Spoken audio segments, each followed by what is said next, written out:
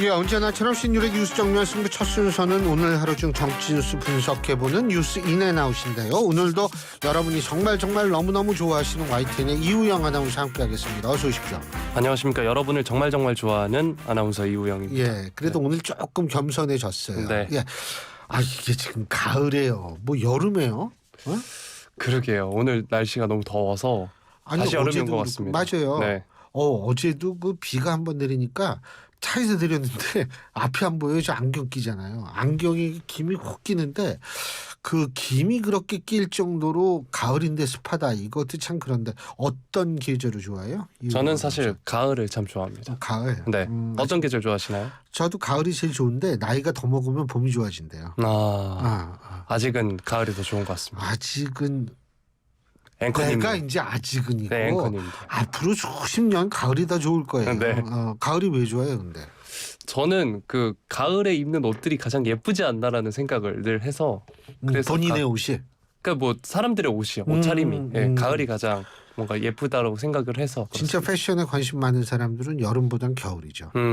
추워질수록. 네, 그렇죠. 그렇습니다. 예. 근데 참 그 얘기 할 때가 아니고 네. 뭐 얘기해야죠. 네. 네.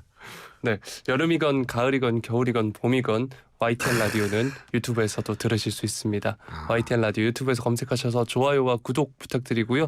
또 신율의 뉴스 정면 승부에는 댓글도 남겨주시면 감사하겠습니다.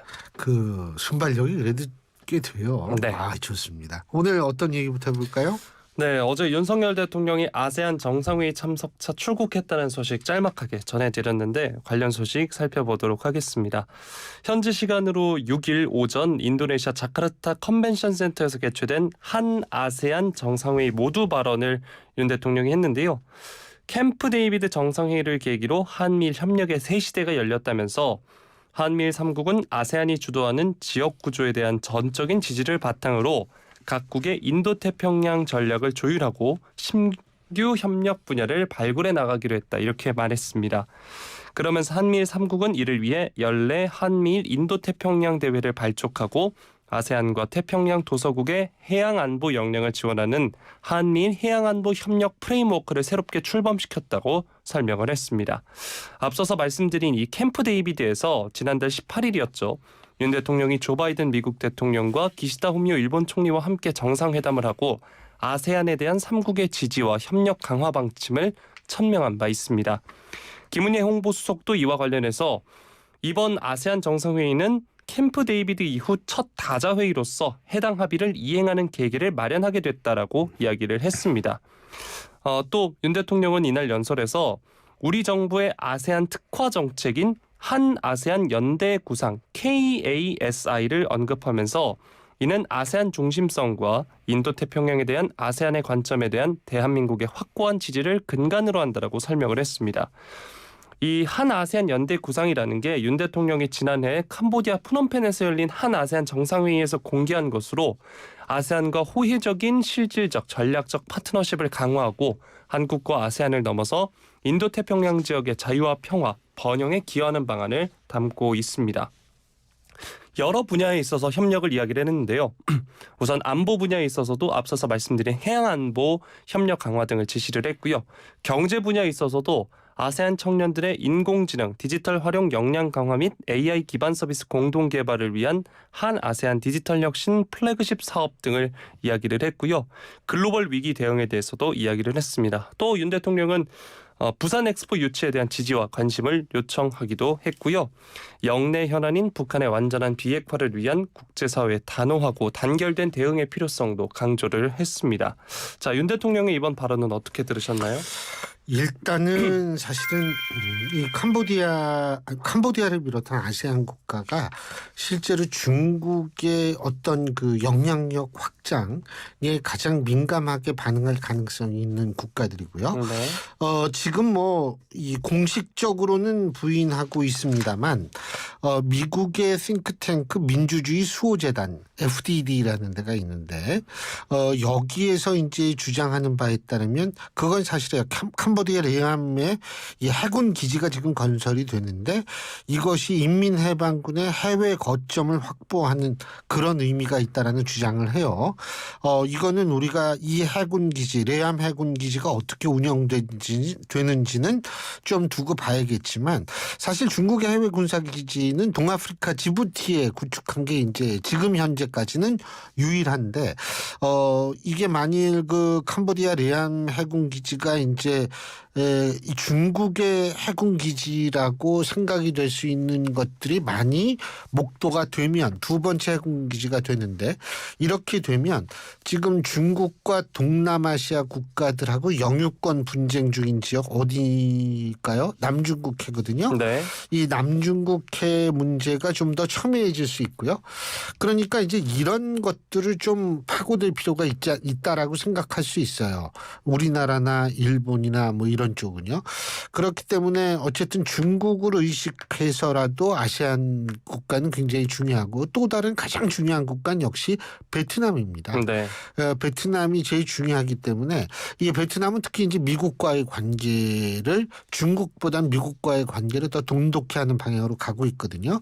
그리고 베트남은 뭐 중국에 있어서의 어떤 확장 전략에 있어서도 가장 중요한 역할을 할 수 있는 국가일 뿐만 아니고 이 히토리오 여기가 많이 나오거든요. 네. 베트남이 세계에서 한 두 번째로 많이 나올 거예요. 그런 것들의 의미도 갖고 있는 국가이기 때문에 우리로서는 실질적으로도 이 아세안 국가와의 협력이 굉장히 중요하다. 저는 이렇게 생각을 하고요. 뭐 그리고 이 윤석열 대통령도 북핵 문제 뭐 완전한 비핵화 뭐 이런 얘기를 했는데 그 어쨌든 북한과의 관계보다는 우리와의 관계를 아무래도 돈독히 하는 게 좋겠죠. 예, 그럴 겁니다. 네. 자, 다음 소식 살펴보도록 하겠습니다. 쌍방울 그룹의 대북 송금 의혹을 수사 중인 검찰이 더불어민주당 이재명 대표에게 이번 주 출석할 것을 오늘 재통보를 했습니다. 수원지검 형사 6부가 오늘 언론에 보낸 문자를 통해서 오늘 이 대표 측 변호인으로부터 12일에 출석을 해서 피의자 조사를 받겠다는 통보를 받았다라고 했고요. 이 대표는 앞서 두 차례 검찰의 출석 요구에 불응한 바 있고 단식으로 피의자 조사에 지장이 초래되는 상황이어서 검찰은 늦더라도 이번 주 7일에서 9일 사이에 출석하라고 요구를 했다고 밝혔습니다. 조사 등에 대한 양측의 이견으로 앞서서 두 차례 검찰의 이 대표 소환 조사가 불발이 됐죠. 어제도 소개를 해드렸었는데 지난달 23일에 이제 검찰이 8월 30일 출석하라는 통보를 받고 이 대표가 같은 달 24일과 26일에 조사를 받겠다고 했는데 검찰이 이를 조사하면서 1차 조사가 무산이 된 바 있고요. 또 지난달 28일 이 대표가 9월 정기국회 본회의가 없는 주간인 11일에서 15일에 검찰에 출석할 것이라고 발표를 했는데 검찰이 이 또한 일방적인 통보라면서 9월 4일에 조사받을 것을 재차 통보를 했고요. 또 이에 대해서 이 대표가 오전에만 조사받겠다라고 요구하면서 결국에 검찰의 불출석 의사를 이 대표가 전달하면서 무산이 된 바 있습니다. 자, 일단 김성태 전 쌍방울 회장으로부터 뇌물 및 정치자금 등을 수수한 혐의로 구속 기소된 이화영 전 경기도 평화부지사가 쌍방울 대북 송금 의혹을 전면 부인해 오다가 지난 6월 검찰 조사에서 쌍방울의 경기도지사 방북 추진을 요청했다라고 일부 진술을 번복한 바 있습니다. 당시 이 대표에게 쌍방울이 비즈니스를 하면서 북한에 돈을 썼는데 우리도 도지사 방북 신경 써줬을 것 같다는 취지로 보고했다고 진술한 것으로 전해지고 있고요. 다만 이전 부지사 측은 취재진에게 검찰 조사에서 이뤄진 일부 진술 번복에 대해 검찰과 김 전 회장으로부터 엄청난 스트레스를 받았다. 진술의 자발성을 인정할 수 없다라고 밝히면서 재차 입장 변화가 있을 것을 예고하기도 했습니다. 자, 이 대표는 일단 검찰이 대북 송금 의혹으로 자신을 입건한 것에 대해서 황당한 이야기를 하면서 의혹을 부인하고 있습니다. 이처럼 이재명 대표와 검찰 간의 기싸움이 계속되는 모양새인데요. 이 대표 측은 12일 출석, 검찰은 7일에서 9일 출석 이런 입장인데 이견이 좁혀질 거라고 보시나요? 아니요, 그 좁혀질 수가 없죠. 이론적으로 따지면은요, 이게 단식 안 해봤죠. 그렇지 뭐 젊은 사람이 단식을 할 이유는 없죠. 네, 절식은 해봤어도. 근데 평소에 좀 간헐적 단식 비슷한 걸 하잖아요. 네. 그죠? 근데 이 단식이라는 거를 하신 분들, 해보신 분들의 얘기에 따르면 첫 번째 고비가 단식 5일부터 7일 사이에 온대요. 그리고 두 번째 고비는 이제 그 이후부터 한 10일, 14일 뭐 이때 또 온다 그러는데 사실 2주 단식한다는 건 몸이 너무 상해요. 그러니까 검찰의 입장에서 볼 때에는 이게 하루하루가 이재명 대표의 건강이 나빠질 가능성이 굉장히 농후하거든요. 그렇기 때문에 하루하루가 나빠질 텐데 그러려면 좀 빨리 소환 조사를 해야겠다라고 검찰은 생각할 것이고 이재명 대표는 뭐 그렇게 또 검찰의 입장을 배려해 줄 이유가 없다라고 생각하겠죠. 그러니까 이게 양측의 입장이 조율되기가 되게 힘들고 또 다른 거 12일 날 뭐가 있는지 아세요? 12일이요? 예. 교섭단체 대표 연설? 그 역시 모범생다운 답이에요. 네. 12일 날 이화영 전 부지사의 재판이 예정돼 있습니다. 네. 그러니까 이 재판 문제하고 또 이재명 대표의 출석 여부가 결부가 되면 검찰의 입장에서 볼 때에도 사실 여러 가지 좀 힘들겠죠. 그러니까 굉장히 좀 검찰도 고민이 될 텐데 어쨌든 제가 볼 때에는 검찰은 이래저래 고민이에요. 소환을 하는 시기도 문제지만 이 단식을 해서 전혀 이 기력이 없는 사람을 소환 조사한다면 검찰에 대해서 여론이 보기 좀 어떻게 생각하겠어요. 그리고 두 번째는 뭐냐면 기소 안 하고 소환 안 하고 기소를 해버린다라고 가정을 했을 땐 야당 대표에 대해서 그럴 수는 없는 거예요. 제1야당 대표. 그러면 뭐 체포동의안을 뭐 한다. 그게 지금 같은 상황에서는 기력이 그렇게 힘들고 단식 그렇게 해가지고 기력이 다 쇠진한 사람 이걸 가결해야 된다라고 얘기를 할 민주당 내 의원들도 없고 인간적으로는 사실 국민의힘 의원들도 고민에 빠질 수밖에 없는 상황이 될 수도 있어요. 그러니까 이래저래 사실 사법 리스크는 이재명 대표의 단식 그리고 그에 따른 후유증 회복 기간 동안에는 잠복될 수밖에 없지 않을까라는 생각을 합니다. 네. 자, 이번에는 어제도 전해드렸던 이제 김만배 씨 관련 소식 살펴보도록 하겠습니다. 부산저축은행 불법 대출을 부실 수사했다는 의혹과 관련한 김만배 씨의 허위 인터뷰를 수사 중인 검찰이 오늘 김만배 씨에 대한 압수수색에 나섰다는 소식입니다. 검찰이 이제 김 씨의 주거지 화천대유 사무실 등 세 곳에 검사와 수사관을 보내서 자료를 확보하고 있다라고 하는데요. 김 씨와 인터뷰한 뒤 돈을 받은 혐의로 이달 1일 신학림 전 언론노조 위원장을 압수수색한 지 닷새 만입니다. 김만배 씨가 2021년 9월 15일 뉴스타파 전문위원이던 신학림 씨와 공모해서 2011년 대검 중수부의 부산저축은행 수사 당시 주임 검사이던 윤석열 중수이익과장이 대출 브로커 조우형의 수사를 덮어줬다는 허위 사실을 인터뷰를 통해 밝힌 혐의를 받고 있습니다. 이 인터뷰가 6개월 뒤인 대선 사흘을 앞둔 지난해 3월 6일 뉴스타파를 통해 보도가 됐고요. 김 씨는 이런 허위 사실을 담은 인터뷰를 해준 대가로 신 씨에게 1억 6,500만 원을 준 혐의도 받고 있는데 어제도 이제 앵커께서 말씀해 주셨지만 신 씨는 이 돈이 자신의 책값 명목이었다라고 주장을 하고 있습니다. 검찰은 압수물 분석을 끝내는 대로 신 씨와 김 씨를 피의자 신분으로 불러 조사할 예정이고요. 검찰은 조 씨의 진술 등을 바탕으로 이 인터뷰가 대선 국면에서 대장동 의혹의 책임을 더불어 이재명 민주당 대표에서 윤석열 대통령으로 이제 책임을 돌리려는 가짜 뉴스라고 보고 있습니다. 부산저축은행 불법 대출 수사의 주임 검사였던 당시 이제 중수이익과장이 이를 무마해주면서 이 대출금의 대장동 종잣돈이 됐다는 프레임으로 이제 전환하려 했다는 게 검찰이 보고 있는 건데요. 김 씨와 인터뷰에 달리 또 조 씨는 2021년 11월 검찰 조사에서 대검 중수부에 출석해 윤석열 검사를 만난 적이 없다라고 진술을 했다라고 합니다. 자, 일단 검찰은 이 인터뷰 보도뿐만 아니라 전후 유사 보도의 경위도 살펴보겠다는 입장인데요. 또 대선을 앞두고 부산저축은행 수사 무마 의혹에 대한 보도가 잇따라 나온 점에 비춰서 배후 세력이 있는지도 확인한다는 방침입니다. 또 문제 인터뷰가 김 씨의 개인 차원에서 꾸며진 게 아닐 가능성까지 수사하겠다는 건데요. 김만배 씨의 구속 만료 기간이 내일이라고 합니다. 오늘 영장 신문이 진행이 됐는데 추가 구속 여부에 따라 이제 향후 국정 전망 어떻게 보시나요? 김만배의 구속 여부는 뭐 제가 볼 때는 향후에 뭐 그렇게 큰 영향을 미치지 않는데 뭐 구속이 전 될 가능성이 높다고 보기 때문에 네. 그런데 여기서 이제 문제는 뭐냐면 이게 어디까지 커지느냐 이건 아무도 지금 예측할 수가 없다는 거예요. 제 얘기는 뭐냐면 일단은 저는 사실 그래요. 이거를 최초로 보도한 매체가 이 예를 들면 말이에요. 그 커피 한 잔 주면서 뭐 했다는 거 말이에요. 예?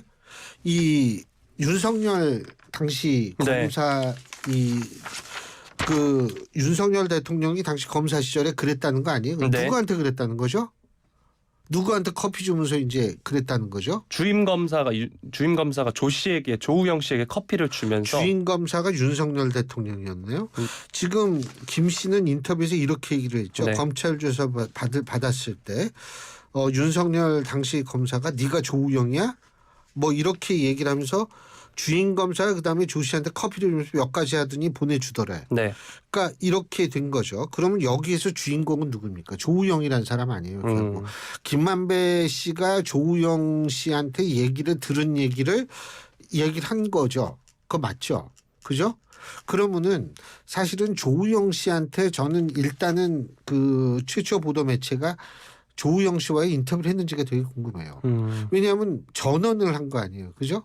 그러면은 일반적으로 취재를 할 때에는 당연히 당사자한테 물어보는 게 순서가 아닐까 이런 생각이 드는데 인터뷰를 했을 수도 있어요. 근데 그건 몰라요.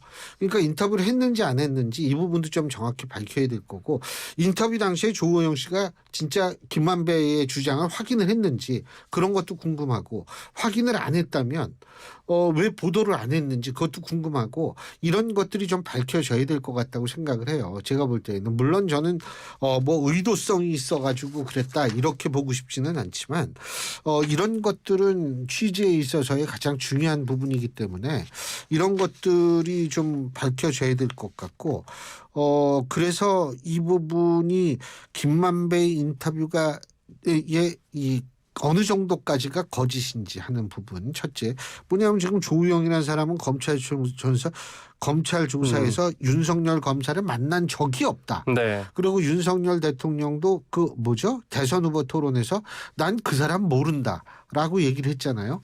이 두 가지를 종합해 보면 어디까지가 이 거짓이고 어느 부분이 진실인지부터 수사 결과가 나오면 그때는 제가 볼 때는 상황에 따라서 우리가 물론 예단할 수는 없지만 이 문제가 상당히 좀 심각한 문제로 번질 가능성도 배제할 수 없다고 봅니다. 네. 자, 이번엔 이 김만배 의혹 관련해서 민주당 반응을 한번 살펴볼 텐데요. 더불어민주당은 오늘 여권의 대장동 허위 인터뷰 의혹을 고리로 한 공격에 대해서 국민의힘에서 이걸 국면 전환용 카드로 쓰려고 프레임 전환을 하는 것이다라고 반박을 했습니다. 박성준 대변인은 오늘 최고위원 회의 후에 여권이 홍범도 장군 흉상 이전 논란 등 이념, 친일 프레임에서 벗어나려 모색하고 있다라고 하면서 이렇게 얘기를 한 건데요. 박 대변인은 여권이 이번 의혹을 민주당 및 이재명 대표가 연루됐을 가능성이 큰 대선 공작 게이트라고 주장하는 것에 대해서도 인터뷰 내용을 이 대표와 연결시켜 대선 공작 프레임으로 전환, 국정무능 프레임을 전환시키려는 카드로 비친다라고 비판을 했습니다. 자, 일단 국민의힘인 여당은 희대의 대선 조작 사건으로 발본색원하고 배후 몸통을 가려내야 한다고 목소리를 높이고 있고요.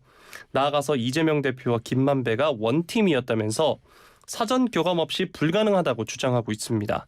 한편 민주당 이재명 대표는 현재 단식 중인데 국민의힘이 제기했던 조폭자금 20억 원이 진짜 선거 공작 사건 아니냐면서 적반하장, 후안부치라고 반격에 나서고 있는 상황입니다. 이번 이 인터뷰 의혹 논란이 사실 현재 전국의 가장 뜨거운 현안이라고 볼 수 있는데요. 현 상황에 대해서 어떻게 보시나요? 첫째, 민주당과의 연결고리는 지금 전혀 뭐 밝혀지도 않고 나오지도 않았어요. 민주당과의 관련 의혹은 지금 이 사건에 있어서의 핵심은 이 인터뷰에 아까도 얘기했지만 어디까지가 진짜냐 이 부분이거든요. 그리고 신학님이라는 사람이 김만배 씨로부터 돈을 받았는데 책값이라고 주장을 하는데 사상 초유의 이 건당 뭐 5천만 그 부가세까지 1,500까지 들어갔다는데 그렇다면은 돈을 도대체 이 책값을 왜 5천만 원을 줬는지 이런 거 있잖아요. 이런 것들이 일단 밝혀져야 돼요. 이런 것들이 밝혀지고 그다음에 신학님이라는 사람이 왜 대선 3일 전에 그 인터뷰 그거를 뉴스타파에 전해줬는지 이런 부분이 다 밝혀져야 되는 거예요. 이런 부분이 다 밝혀지지 일단 그게 중요한 거지. 그리고 지금 민주당의 연결고리는 전혀 나와 있는 것이 아니다. 그리고 그렇기 때문에 대선 조작이라고 단언할 수 있는 단계는 절대 아니라고 봅니다. 네. 그렇기 때문에 지금 민주당이 이렇게 나오는 거에 대해서도 물론 이제 대통령실이나 여권에서 이런 식으로 자꾸 희대의 대선 조작이다 뭐 이런 식으로 나오기 때문에 거기에 대한 반작용으로 그런 반응을 보일 수는 있다고 생각하는데 아직은 뭐 확실하게 밝혀진 게 아무것도 없다라는 점을 제가 분명히 말씀을 드리고요. 오히려 지금 이재명 대표하고 서른 의원하고 두 분이서 이 대통령 탄핵 가능성을 네. 얘기를 하지 않았습니까? 그런데 이런 것들도 우리가 좀 눈여겨볼 필요가 있어요. 그러니까 이 지금 논란이 자꾸 이게 이 뭐라 그러죠? 이게 점점 예? 연관이 없는 사안들끼리 막 엉키면서 커지고 있다는 느낌을 주는데 이거는 저는 그렇게 바람직한 것 같지 않아요. 그리고 이 제1야당 대표가 단식 중에 탄핵 가능성에 대해서 언급을 했다라고 받아들일 수밖에 없는 그러한 언급을 했다는 것은 제가 볼 때 굉장히 주목해야 되는데 왜냐하면 역풍이 불 수도 있거든요. 예?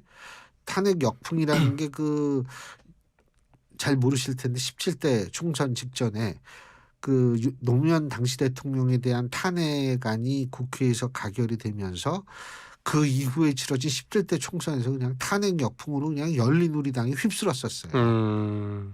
근데 이 탄핵이라는 건 굉장히 불행한 일인데 네. 제1야당 대표가 탄핵을 얘기했다 그러면 국민들도 이걸 간단히 받아들이진 않거든요.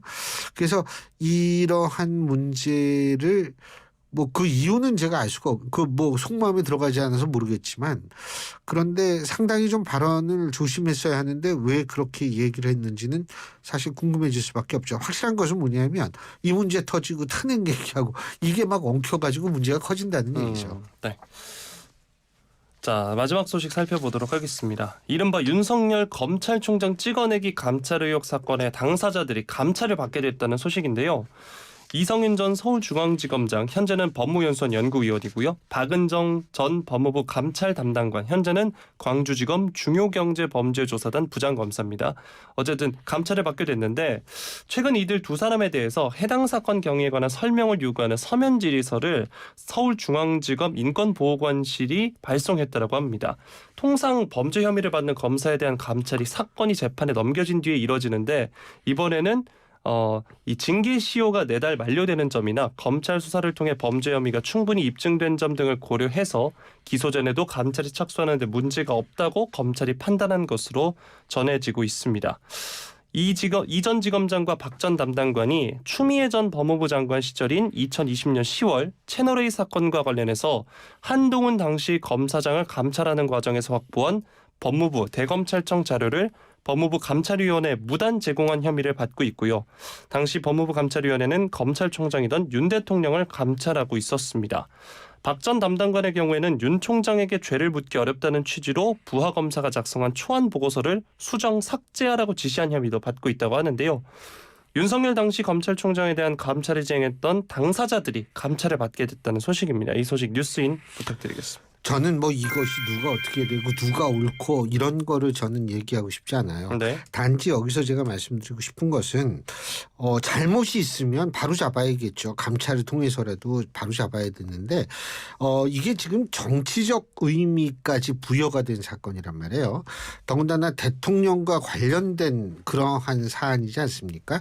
그러면은 실제로 이런 감찰이 설사 정당하다라고 하더라도 이것이 국민들로는 어떻게 비춰질까도 한 번쯤은 생각을 해야 된다고 봐요. 그러니까 이게 이 대통령이 물론 억울했을 수 있는데 지금 대통령이잖아요. 그러니까 이 억울하고 잘못된 것을 바로잡는다라는 것도 충분히 이해하지만 이것이 국민들 눈에 또 일부라도 어떻게 비춰질까. 잘못된 것은 바로잡아야 하지만 더 큰 그림을 그려야 하는 입장에서 한 번쯤 이 사안을 생각해 볼 필요도 있다는 생각입니다. 여기까지 해야죠. 네. 예, 오늘 수고하셨어요. 고맙습니다. 예, 지금까지 YTN의 이우영 아나운서였습니다.